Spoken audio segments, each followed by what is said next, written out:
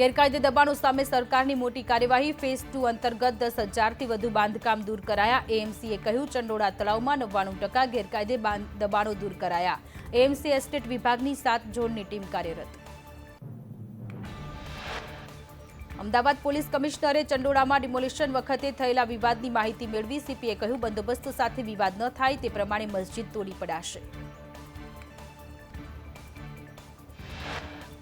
ચંડોળા તળાવ ડિમોલિશન મુદ્દે જેસીપી શરદ સિંઘલનું નિવેદન. કહ્યું ચંડોળા ફેઝ 2માં મોટાભાગના તમામ દબાણો દૂર થશે. સ્થાનિકોને પહેલેથી જ ઝૂંપડા ખાલી કરવા સૂચના અપાઈ ચૂકી છે. દેવભૂમિ દ્વારકા જિલ્લામાં ફરી ચાલ્યું દાદાનું બુલડોઝર. સલાયામાં અસામાજિક તત્વોના ગેરકાયદે દબાણ તોડી પાડવામાં આવ્યા. પોલીસના ચુસ્ત બંદોબસ્ત વચ્ચે ડિમોલિશનની કામગીરી હાથ ધરાઈ. સુરતમાં પણ વ્યાજખોરોના ગેરકાયદે દબાણ તોડી પાડવામાં આવ્યા. વ્યાજખોર અજય શિરોયા સામે સખત કાર્યવાહી કરતા તેના ગેરકાયદે દબાણ પર બુલડોઝર ફર્યું. તંત્રની કડક કાર્યવાહીથી વ્યાજખોરોમાં ફફડાટ. વાપીમાં ભંગારના ગોડાઉન તોડી પાડવામાં આવ્યા. સલવાવ અને બલીઠા ગ્રામ્ય વિસ્તારમાં 50થી વધુ ગેરકાયદે ભંગારના ગોડાઉનનું ડિમોલિશન કરવામાં આવ્યું. મહીસાગરમાં ગેરકાયદે દબાણો તોડી પડાયા. લુણાવાડાના મુખ્ય રોડ પર દબાણો તોડી પડાયા. 15 જેટલા દબાણકારોની નોટિસ અપાઈ હતી. કેનાલ ખાતે દબાણો પર બુલડોઝર ફરી વળ્યું. વડોદરામાં ડોર ટુ ડોર ગાડીનો વિડીયો વાયરલ. વિડીયો મકરપુરા જીઆઈડીસીનો હોવાનો દાવો. ગાડી પાછળ કચરાના થેલા લટકતા જોવા મળ્યા. સમગ્ર મામલે તંત્ર તપાસ કરે તેવી લોકોની માંગ. વડોદરામાં માંજલપુરમાં ગીત બંગલા પાસે 10 ફૂટ ઊંડો અને 8 ફૂટ પહોળો ભૂવો પડ્યો. કોર્પોરેશન તંત્રએ બેરિકેડ મૂકી ભૂવાને કોર્ડન કર્યો. વગર વરસાદે ભૂવો પડતા કામગીરી સામે સવાલ. વાપીના ડુંગરા વિસ્તારમાં ભંગારના ગોડાઉનમાં આગ લાગી. 7થી વધુ ભંગારના ગોડાઉનમાં આગ લાગતા દોડધામ મચી. સુરતમાં યુવક પર હિંસક હુમલો કરનાર ઝડપાયા. પોલીસે હુમલો કરનાર 3 આરોપીને ઝડપી પાડ્યા. જન્મદિવસની ઉજવણીના ઝઘડાની અદાવતમાં હુમલો કરાયો. 4 આરોપીઓને યુવક પર ચપ્પુ વડે કર્યો હતો હુમલો.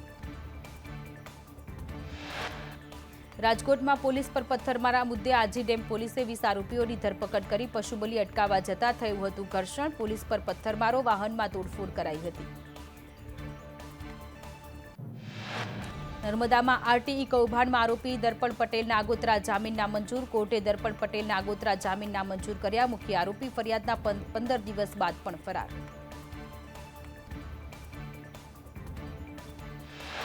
સુરતમાં ગેંગરેપમાં ભાજપ નેતા આદિત્ય ઉપાધ્યાયના 4 દિવસના રિમાન્ડ મંજૂર. આદિત્ય ઉપાધ્યાય અને ગૌરવ રાજપૂતના રિમાન્ડ મંજૂર કર્યા. આદિત્ય ઉપાધ્યાયની ગેરકાયદે હોટલ પણ તોડી પાડી.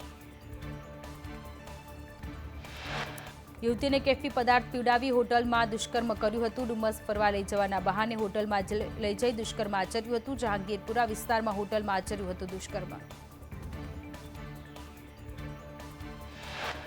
સુરતમાં વૃદ્ધ મહિલાઓને ટાર્ગેટ કરતી ટોળકી ઝડપાઈ. વૃદ્ધ મહિલાઓના સોનાના ઘરેણાંની ચોરી કરતા હતા. મહિલા આરોપી સહિત 2ની ધરપકડ. સાથે જ પોલીસે 2.33 લાખનો મુદ્દામાલ જપ્ત કર્યો. રિક્ષામાં બેસાડી ધમકાવીને ઘરેણાં પડાવ્યા હતા. રિક્ષા પાછળ ચોર આવે છે તેવું કહી ડરાવતા હતા. ખટોદરા પોલીસે વધુ તપાસ હાથ ધરી.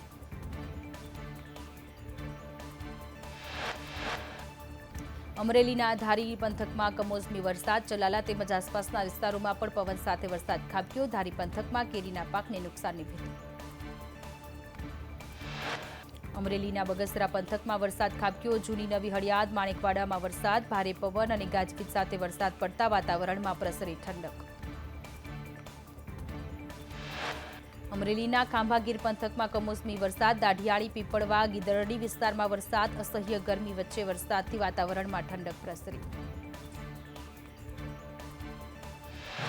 અમરેલીના સાવરકુંડલામાં ભારે પવન સાથે વરસાદ. ઓળિયા, કાના તળાવ, નેસડી, બાઢડા અને સાવરકુંડલા શહેરમાં વરસાદી પવન સાથે વરસાદ. કમોસમી વરસાદથી ખેતી પાકને થઈ રહ્યું છે નુકસાન.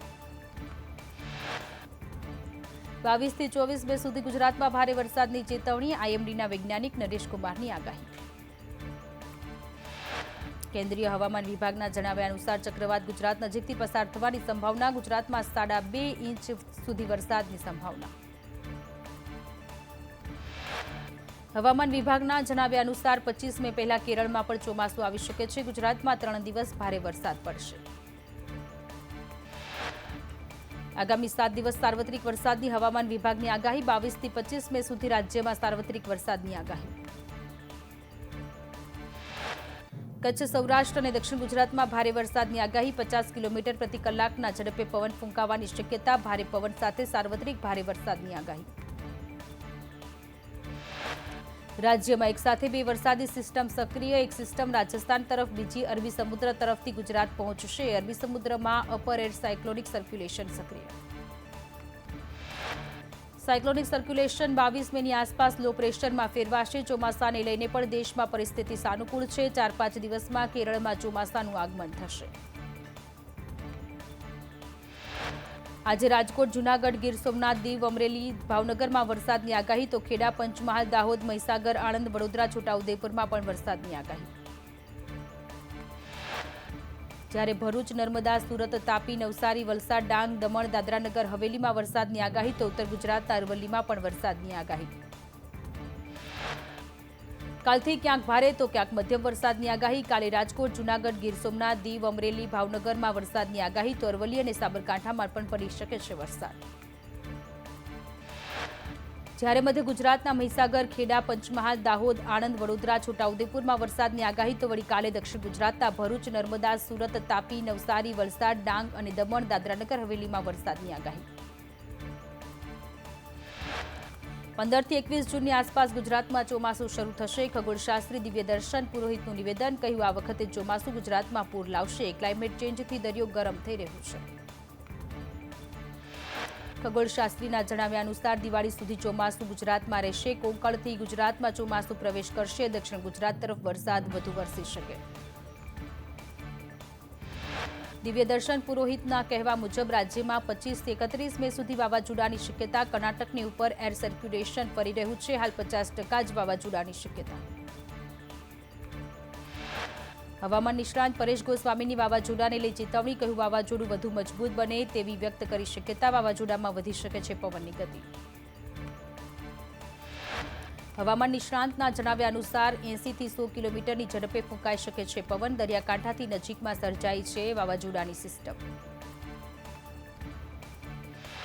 પરેશ ગોસ્વામીના જણાવ્યા અનુસાર જો વાવાઝોડું સાયક્લોન બનશે તો ગુજરાતને ચેતવાની જરૂર. મે મહિનાના અંતમાં ભારે પવન સાથે વરસાદ પડશે. દવાનો છંટકાવ કરાશે. 69.70 લાખના ખર્ચે ડ્રોન દ્વારા દવાનો છંટકાવ કરાશે. ઊંચી ઇમારતો, તળાવોમાં ડ્રોનથી દવાનો છંટકાવ કરાશે. જીપીએસસી પરિણામોને લઈ લાલજી દેસાઈએ બેઠક બોલાવી. પાટીદાર આગેવાન દિનેશ બામણિયાએ પ્રતિક્રિયા આપતા કહ્યું, વિદ્યાર્થીઓને થતા અન્યાય પર લડવાની જરૂર છે. રજૂઆતના બદલે આંતરિક વિવાદ થાય તેવો પ્રયાસ. વિક્રાંત પાંડે મુખ્યમંત્રીના સચિવ તરીકે મુકાયા. વર્તમાન સચિવ અવંતિકા સિંહ બન્યા અગ્ર સચિવ. વિક્રાંત પાંડે દિલ્હી ખાતે ગુજરાત રેસિડેન્ટ કમિશનર. મનરેગા કૌભાંડ પર મંત્રી બચુ ખાબડે કહ્યું, મારા પુત્રની સપ્લાયની એજન્સી છે. મારા પુત્રને બદનામ કરવા કોંગ્રેસ આક્ષેપ કરે છે. મારા પુત્રનું નામ આવતા જાતે હાજર થયા. બચુ ખાબડે વધુમાં કહ્યું, અમને ન્યાયતંત્ર ઉપર સંપૂર્ણ ભરોસો. તપાસમાં પૂરતો સહકાર આપીશું. રાજીનામું એ મારો વિષય નથી.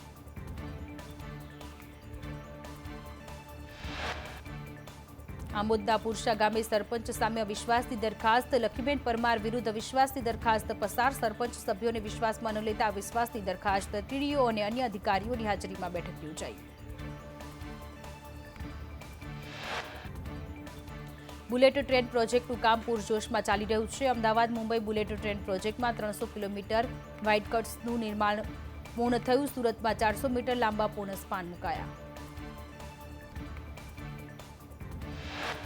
રાજકોટ મહાનગરપાલિકાના કેલેન્ડરમાં કાંડની આશંકા. જનરલ બોર્ડમાં ભાજપ નગરસેવકે ફાયર એનઓસી અને 20 લાખથી વધુના ટેન્ડર વિશે સવાલ ઉઠાવ્યા. જનરલ બોર્ડમાં નેહલ શુક્લાના નામ જવાબ ન હતા.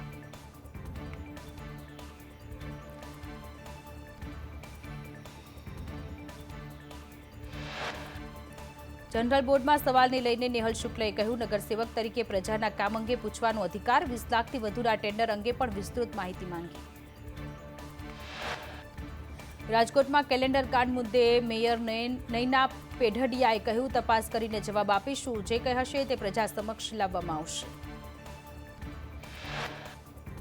રાજકોટમાં ટીઆરપી અગ્નિકાંડના આરોપી પીડિતોને ન્યાય માટે કોંગ્રેસ મેદાને ઉતરી ત્રિકોણબાગ ચોકથી કોર્પોરેશન કચેરી સુધી કોંગ્રેસે રેલી યોજી. કોંગ્રેસ 5 દિવસ સુધી વિરોધ પ્રદર્શન કરશે.